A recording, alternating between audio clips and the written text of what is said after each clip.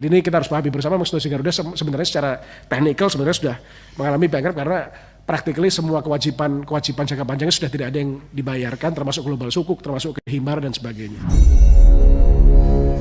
Garuda bangkrut memang karena negara tidak bisa berbisnis dan tidak boleh berbisnis. Itu karena BUMN adalah cara kelola aset negara yang salah. Begini maksudnya, kalau rakyat yang jadi pasar, maka tidak boleh asing atau pemerintah yang mengendalikan suplainya. Oke, sebentar.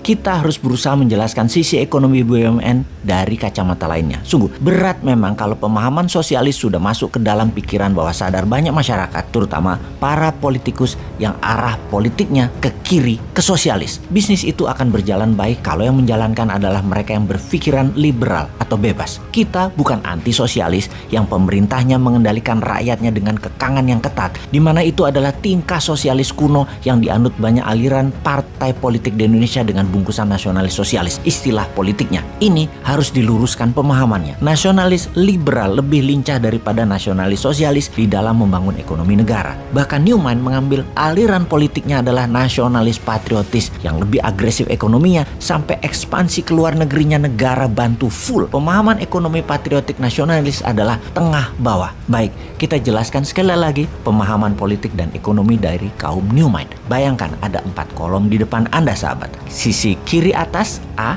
kanan atas B, kiri bawah C, dan kanan bawah D.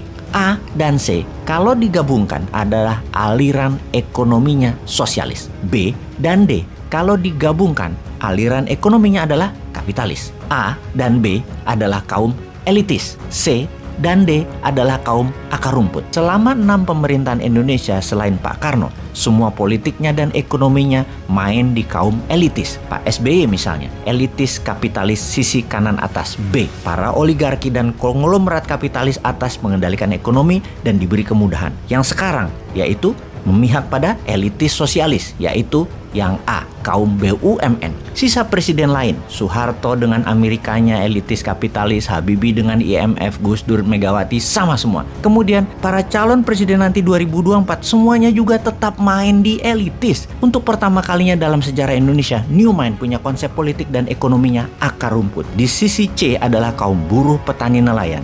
Di sisi D adalah UKM. Ini jelas berlawanan dengan saat ini. Karena jika Newman mendapat mandat, maka 800 BUMN yang berkuasa saat ini tinggal 50. Di mana yang 750 BUMN, pasarnya, bisnisnya akan dibagi-bagi, diberikan kepada 1 juta UKM. Oligarki dengan monopolinya selama ini pasti akan dipecah pasarnya dan fasilitasnya didistribusikan ke 5 juta UKM kelas menengah yang akan menghidupkan 20 juta UKM kelas mikro dan kecil. Jadi mulai paham kenapa ketika BUMN yang telah diprediksi pasti merugi sejak pejabat sekarang punya gaya pemerintahan membangun proyek tidak terlalu produktif, kebanyakan konsumtif, namun keren dilihatnya, membuat banyak BUMN merugi karena semua itu dibangun memakai pinjaman atau hutangan. BUMN gampang dikendalikan oleh kekuatan politik, sementara politik itu bukan ahli ekonomi. Kalau drive-nya politik, maka kegiatan ekonomi bukan cari untung tetapi cari populer. Drive ekonomi harusnya taat pada kebutuhan pasar, bagaimana menciptakan demand dan bagaimana menyediakan supply dari produk UKM dalam negeri. Gak mungkin semua itu bisa berpihak ke akar rumput selama elitis dispesialkan seperti saat ini, memberikan karpet merah ke elitis, ke BUMN, dan ke oligarki. Dan di tahun 2024 masih mau memilih yang ada di etalase politik saat ini para gubernur dan menteri-menteri incumbent yang punya aliran pro-elitis juga. Pastikan bukan juga pilihan Anda dari oposisi yang tidak pernah memberikan solusi selama jadi oposisi. Jadi pilihan sahabat semua, hanya Newman yang beda. Cek.